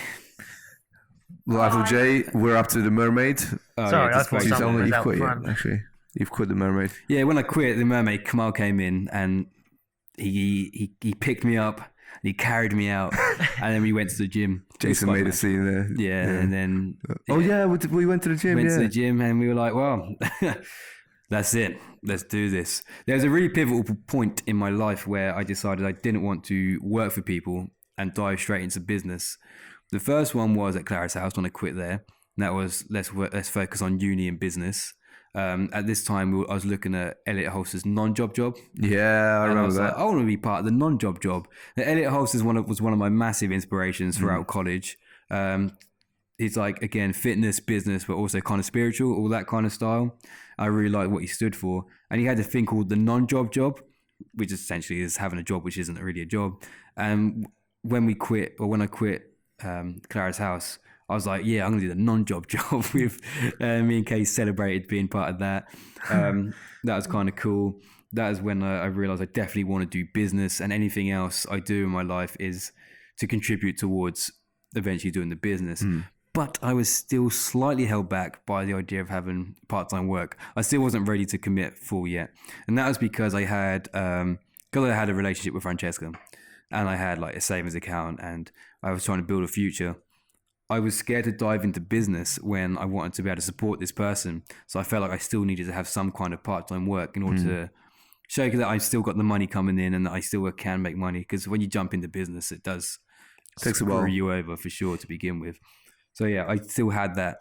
And the problem is when you really want to do something, if you've really got an idea and you want to pursue something like a business, you have to quit. You have to drop everything else you do, in my opinion, to make that business fully work. Like I couldn't commit. It's got to be your heart and soul, hasn't it? Yeah, it has to be everything. And it wasn't until I quit these extra part-time jobs that we started to grow. I say I'm the reason why we grew. But like once I quit my job, Kamal had already quit his. He'd already had the realization before I did, and I just wasn't ready to do it yet. But when I quit my jobs, and then me and Kamal, we managed to grow this business a lot quicker because we were both heart and soul, both committed to it, and the business was our only form of income. So we had no choice but for it to succeed. So that was a massive reassuring point for me when you quit your job. Yeah, I was like, oh, he's even more serious than. Yeah, so I guess it's hard for you to want to commit to something with someone who's holding on to jobs. Like how that was a fun moment though. Yeah, like we knew that. Okay, from then on, let's go. It's just business only. What you say business, all right? For the listeners out there, what do you do personally? What do you do to the business? What do I do? Yeah. Okay, so my job at the business is to basically I supply the I was going to try and be funny, but it wasn't going to work. All right, so I take care of a lot of the behind the scenes, so like the accounts, and in terms of like talking to the planners of the new gym and where we're going with that. So a lot of the financials of the company, how much money we have, what we can spend money on, and kind of where we're going. Me and Kamal talk about where we're going, but Kamal's got a really good creative edge in terms of marketing. We mix and match, don't we? We mix and match. Like one thing I know with Kay is his networking skill is incredible. The way he networks and spreads, and like whereas I'm not so good at that. Just because sometimes I just don't really care for talking to people. It's just a choice. Yeah, which is weird considering my background. But I've just been beaten down so much from Kamal and Tom beat me down at college to the point where I had. Has it had any long-term effect on you? Would you say? What college? Well, major anxiety is when Tom was going to come back on the scene. Hustle Hub. Yeah, so we'll get to that. Cool, yeah, finish off what you're saying. Yeah, and then I think I guess in the end it's a good thing. They kind of did calm me down the most, I think, seeing that, because I could not compete with you two in terms of being loud, big characters. So I just had to find my own way of standing out, and that's where I kind of learned to actually be probably more subtle. So you can still make an impact without being the loudest person in the room, absolutely, the most dominating person in the room. Like I say, dominating, like I get dominated by people. Like, how does it feel for you being the equal boss who's not seen as the boss to a lot of eyes? Oh, that is painful as hell. Like I don't hide from that. That is heart-wrenchingly painful when you don't get when you don't get enough kind of credibility for what you've done. Like when people come into this building and they come into this gym and they love it, and then they go and they don't think they think you just work. They think I work for it, or they think Kay's the leader and the boss. Like it is. Kay just said there, I can imagine. I don't think you can, because I can definitely. It's painful. It's weird. It's a weird feeling because you don't. in the deep things, a deep side of things. At the end of the well, it doesn't matter what someone thinks, but again, it does. It does. It kind of. You do want to be recognized for the work you've put in. I think at the start, maybe if we had clients at different times, or if one of us was here more, those people would have seen it. But I don't know, but it's spiraled out of control now. Yeah, I think it's down to things like when Coolidge didn't think I was the boss because you drive an Audi and I didn't. It's a stupid perception stuff. It's a perception thing, and you come across really well on your Instagrams, and you're really good at talking to people. And so are you, man. Much better than I am, especially in heated situations. What do you think? Yeah, what do you think is that you do personally? Because obviously it's all about you. What do you think you do that makes you not? I know what you do there. Well, I've put myself down a lot in front of people, and I call myself a piece of shit. That, and I also actually portray Kay as the leader of this group as well. So not only do you down you up him as well. Yeah, you did this to yourself. I can't help it. I don't like to. It's too far gone now. Yeah, it's like one is funny is too far gone, and I can't start walking in this room and start being like I'm King Jason and so on. It's little things like that, like. And three, I think everyone who's listening, everyone who's seen the vlogs and stuff, they know and they're in on it. Yeah, people know. But the issue is, it's not about people knowing. It's about a person who knows nothing about the business immediately coming in and looking at you and gazing past you. Yeah. It's okay. That's there's little things like when someone came in and brought someone in the gym and they walked past me and took the person to meet Kay to introduce him to the owner of the gym. So little things like that make me want to kill myself. It can be painful, but I understand why. Like it's perception. I think it's because I'm so against like trying to portray myself as above other people or try and make I don't like being seen as like the boss. It's weird, but at the same time I get annoyed when I'm not known as the boss. Yeah, I want people to know I own it, but I want people to know I feel like you don't want to impose your position so far that you almost downturn it. Yeah, so I play it down to the point where like people just don't realize that I'm the boss, and it's annoying, but it's something I've done and I've created this myself. You've got me doing this, and at the same time, you've then got Kamal's Instagram where he's saying success and being how he is and coming across the way he is and showcasing who he really is. And then I'm not doing the same sort of thing as much. You're gonna get a natural opinion forming people, and they're gonna start to think that one person is in charge and the other person isn't. It doesn't make it is annoying. It is painful when people say it, but you can get over it. Like, kind of maybe sometimes. But no. How would you say Frankie impacted all of our friendships and our group? Well, he certainly made us different, and he tore us to apart. He did. Come in, just I say I was naive to Kay's ways until Frankie I pointed show them you the out. light. Frankie showed what me do you mean light. my ways? I was your little dum-dum tool. What the hell? No, you are not. Push around and bully. In what way? In what way? In no way at all. No, I think Frankie coming into the group made it. I don't know. He had a really good impact. I think, like he kind of.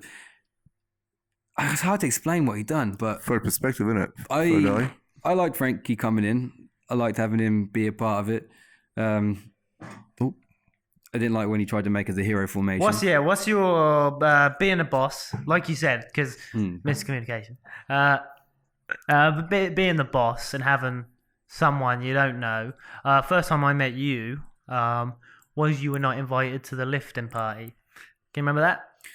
Yeah. Leg day. First time I met Jay. I segregate myself a lot. So like, again, where you'd all be talking and doing stuff, I tend to push myself out of it because one, at the time of I prioritized going and being with Francesca over everything else. So that I just didn't really care much or anything. And that's kind of where I realized where I went wrong was not imposing who I am enough. So I was just like, nah, I don't care. Nah. Like I pushed myself away, so therefore I didn't get included, and that's what happens. Yeah, well, context. First time I met Jay was when I was with Troy, Adam, and Kyle. Came down for a training session to the not refurbished gym, so when it was all white and shit.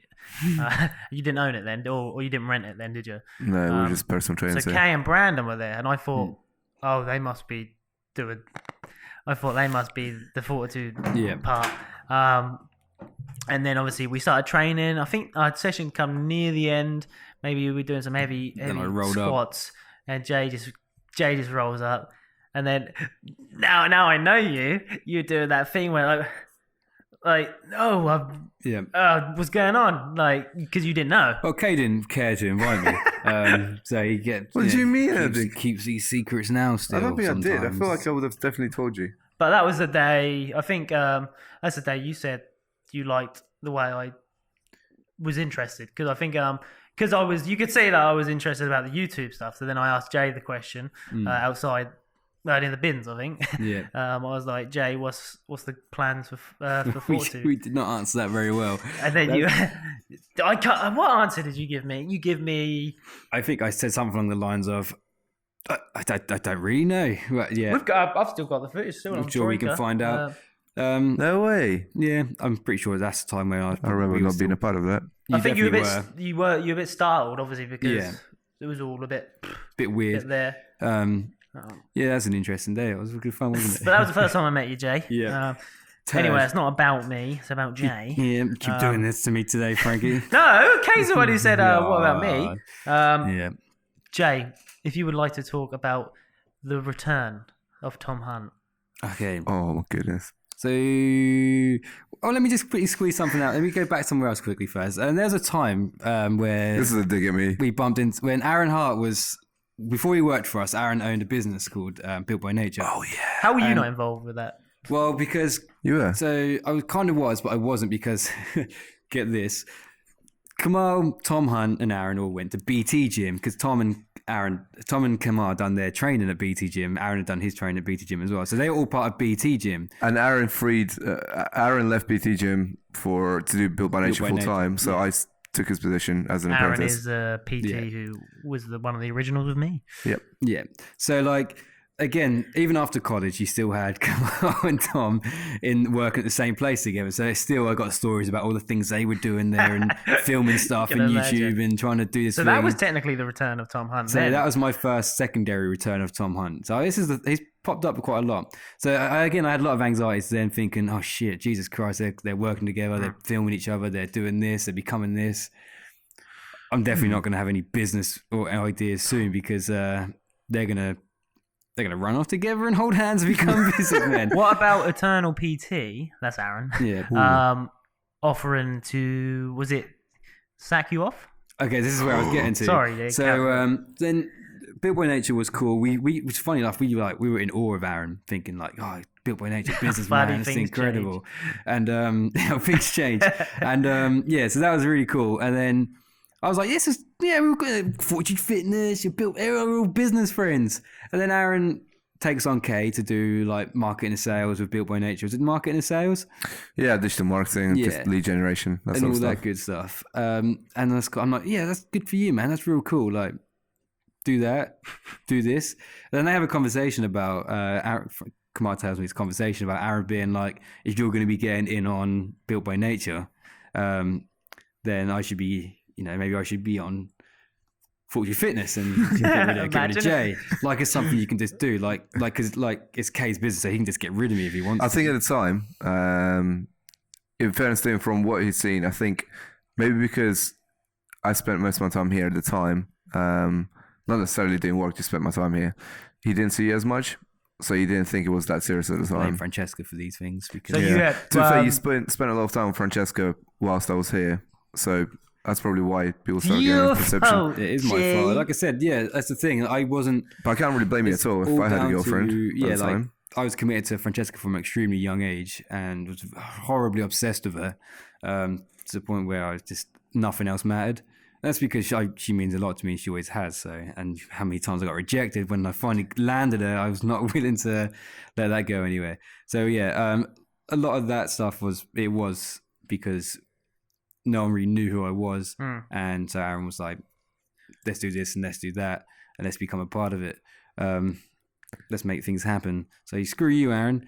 But yeah, I shoot you. That was a hurtful time. it was hurtful. Constantly hurtful times here. So what happened? Like as far as do you still have stuff to say about? No, that was it.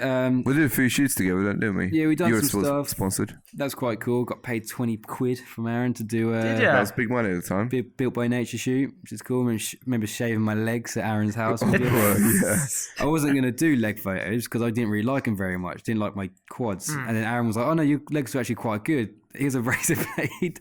Go and Shave your Jason's. hairy legs. So I made the biggest mess in the world of his bathroom trying to shave my legs. It's And Aaron disgusting. cleaned it. He And cleaned he it. spray tanned us as He well. sprayed us, yeah. That was kind of Oh, cute. that makes so much sense. Yeah. We've been through loads of cool shit. But not to slip too much into origins.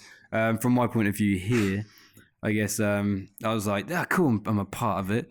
I wasn't really. I was just an attachment because I wasn't really asked. I was just there when Kay got the gig. And then So that seems to happen a lot. I've noticed in recent time that you get a pity invite, as some would call it. Yeah, pity invite. I do too. Yeah, that's just the secondary nature of not being on the scene very much. So Talk the return of number 3. So Hustle Hub number 3. Hustle Hub wasn't number 3. Was Hustle Hub? Sorry. Context it. So Tom had been gone for a while. Gone to China, done bits, exploring the lands of China and doing his own thing. And we were building up the gym here. Then he wanted to come back, and he was returning. And all these memories came flooding back of me being pushed aside, not a part of it. And I was like, I was concerned. I mean, I wish I knew how you felt there at the time. Yeah, what's that? I wish I knew how you felt, like if that brought back anxieties. You wouldn't have cared. You wouldn't care. Of course I would. So yeah, like I weren't concerned about the business because I've realized, at this point we'd established, we had Frankie, we had everything going on. My concern was what would happen with you two next. Like, would there be plans to then go over the top and try and do this and do that? And I thought maybe they're going to go and do like a YouTube channel together, and because Tom has all these ideas of things he wants to do, and you two to do things. His ideas are fucking good. I'm not gonna lie. He has great ideas. By this stage, I was very much aware of what the sort of person that he was, and he wasn't going to execute and that sort of stuff. I'd never met him before either, so that was my first interaction. Ooh. And I can't wait for your life as well. I can't remember how you both explained him to me. I think you just said something. Wait for this. He's very. You'll love him. And I did. I was captivated. Yeah. The moment I saw him. So was Kay. Yeah. Which leads to Jay's further. Back to life with Jay. This happens a lot during my one. I was sat here in silence when I was To be listening fair, I interrupted Kay's a lot last week. I do that. I want you to interrupt mine so the conversation gets going. No, it's better. It's better to have like The breakup. cross conversation. I wasn't so concerned the second time round. Like I wasn't worried about. Like in fact, I was actually more excited to see him than I was anxious this time. Just because I knew that he weren't going to be able to come in and ruin this. I was ready to show like what we'd done. And it was more of us as a team rather than me and Tom as a I team. didn't feel so worried about him coming in, and I knew that like everyone knows that he wasn't. Who did he talk to when he established he was coming back? Who was the main source of communication Between him, he spoke to Kay more. So I didn't really between- talk to him very Okay. much when he'd gone because I wasn't as close to Tom as what Kay was. Because you worked with him and everything. So yeah, when he came back, it was just more like excited to see him. I wanted to hear what he had to say. I liked what he had to say. I liked his idea until, as the idea deepened, it got more and more unrealistic. And what started off as a great pitch ended in something which was not likely to happen. Do you want to elaborate? Hustle Hub, the idea of us moving into a house together to create a media company that produces content like all week, every week, move into a place where we have like 8 or 10 people live with us. We make the downstairs like a hub for media creation, and we all live there. It's a great idea, but there's no real plan as to how we were going to make money, how we were going to get the house, what we were going to do with the business, and how it was going to grow. We tried to discuss it as best we could in terms of finding a way to do it. But as far as I can remember, looking back at it, got to a point where we started to actually have different views on things and opinions on things. And there's some sort of content that Tom wanted to do that we wouldn't really want to do. Some of it was and horrific. he wanted to get people involved that we wouldn't want involved. And then we very quickly realised, actually, we want to do a Hustle Hub with maybe just us three instead. No, we snake so hard. And then we kind of shut his idea down, and then he sort of left. And He's now doing things in Thailand. who remembers that awkward day when we said no? Cool, that was really. And it got we sat here in like a weird silence, just like And then he left, and then we haven't really spoken He then revealed for me that he was actually he was hiring us because deep down he was the leader. I realized because when he was talking all this stuff, and then any other idea came in, he was open to it.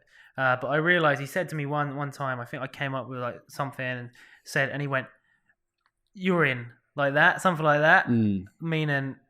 He's hiring. He was looking for some value to the house because essentially, like you said, the house was going to be gamers. He had a gamer friend, didn't he? Yep. He was this random fucking guy we never met.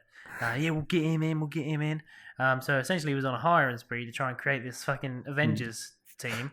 And it went as far as going to where did we went? Colchester to some houses. And I remember the day Jay came. I think we spoke and. We came up with a price, so me and Jay stood at the back, and it was you and really annoyed, you and didn't Tom. And then I think we established 300 quid each or something a month. Lads go in and say, we're looking for something about 500, 600. And we were like, this is me what... and you were like, what the hell? It was during the Tom Hunt era here that I realised actually the difference between people who can actually execute a business and people who can just come up with one.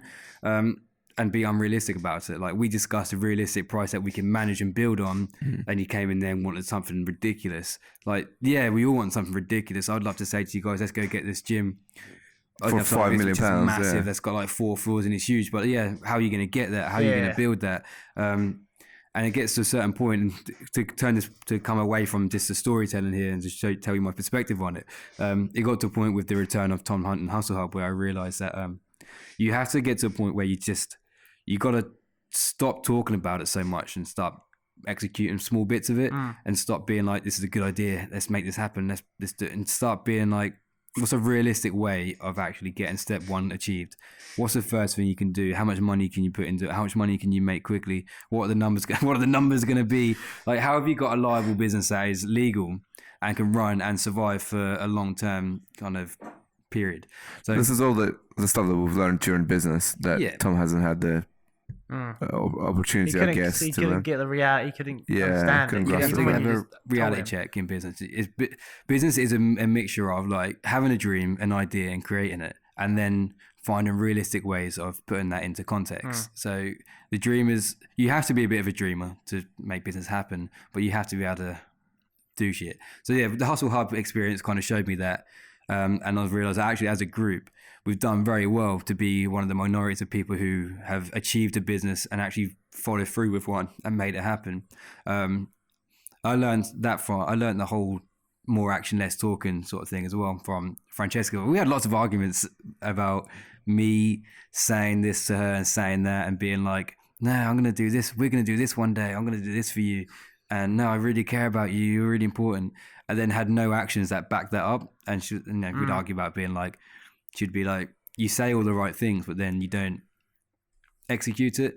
So then you realize actually it's not really about what you say. It's about what you do, which is why I then don't really do so as much. I don't like to pretend to be something I'm not. I like to try and showcase what I've actually done and what I'm actually doing and what I actually am, as opposed to kind of trying to be something like what you put on Instagram the other day about showcasing who you are versus actually being something. The whole story of the person who gets £1,000 and who does this and who does that. Like you have to start. Are you investing in your perspective or are you investing into yourself? You have to start proving what you are and what you're made of and what you can do, because we can all talk about what we want to be, but we can't all do what we want to do. Right. If you know what Jay, I mean. We're coming up to about the same. We've got about 5 minutes till we're on K's 1 hour and 45 from last week or whenever it was. Give me some pointers of the person you're sitting there right now. Give me a few things. It doesn't have to be a number, but anything that comes into your head. Who do you think you are right now?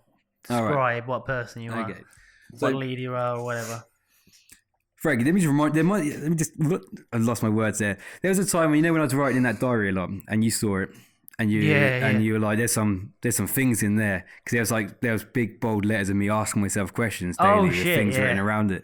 It's crazy. So it's where I went through a time of not knowing exactly who I'd like to be or what sort of person I want to be. And that's when I was most upset about people thinking that Kay was a boss and didn't really know what I was, and I didn't know what I was too. So I was like, "What? Well, if I don't know what I am, how am I going to show other people what I am?" So then I come to a realization that it gets to you have to. I don't really care what people do or what they think they should do or what they believe is the right. I want to know who they are and I want to know what they can do, which is why the quotes are "Show me your soul." I think what's crafted who I am now is spend a lot of time reflecting on what sort of person I want to be now. Like, do I want to be a millionaire? Do I want to be I'm struggling to word this. So what you got in your head? So what's going on? Like, you're trying to think of what you want for future, or more who you want to be now? Or who are you now? Your question is, who do I want to be now? Or who are you now? Who am I? Okay, so I guess right now is I'm like a bit of a free loving kind of. I'm open to lots of people. I don't really care for being flashy. I don't really care for people knowing if I'm the most successful person in the world. I care a lot about the people around me, and I care a lot about building the people around me. So everything I do is in the purpose of building up other people. So I want to make sure that I build a life for my fiance. I want to make sure that I don't let my business partner down. I want to make sure I grow my team, and I want to make sure that our brand grows into something magical. I want to do that without losing my soul. I want to do that without having to pretend to be something that I'm not.